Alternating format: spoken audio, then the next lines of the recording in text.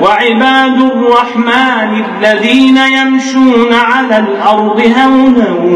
وإذا خاطبهم الجاهلون قالوا سلاما والذين يبيتون لربهم سجدا وقياما والذين يقولون ربنا اصرف عنا عذاب جهنم إن عذابها كان غراما إنها ساءت مستقرا ومقاما والذين إذا أنفقوا لم يسرفوا ولم يقتروا وكان بين ذلك قواما والذين لا يدعون مع الله إلها آخر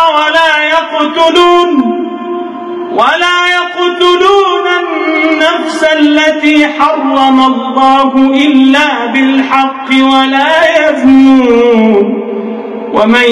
يفعل ذلك يلقى أثاما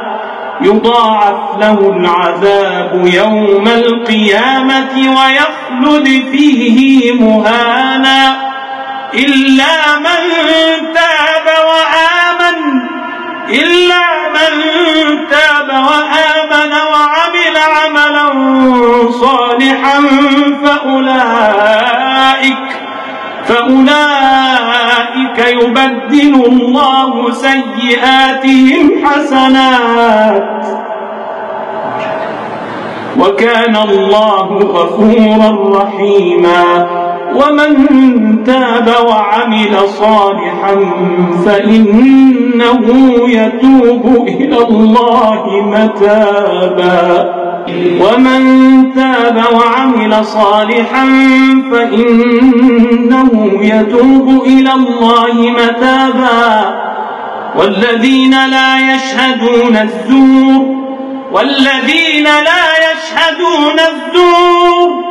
والذين لا يشهدون الزور وإذا مروا باللغو مروا كراما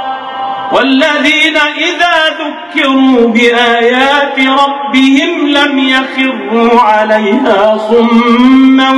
وعميانا والذين يقولون ربنا هب لنا من أزواجنا وذرياتنا قرة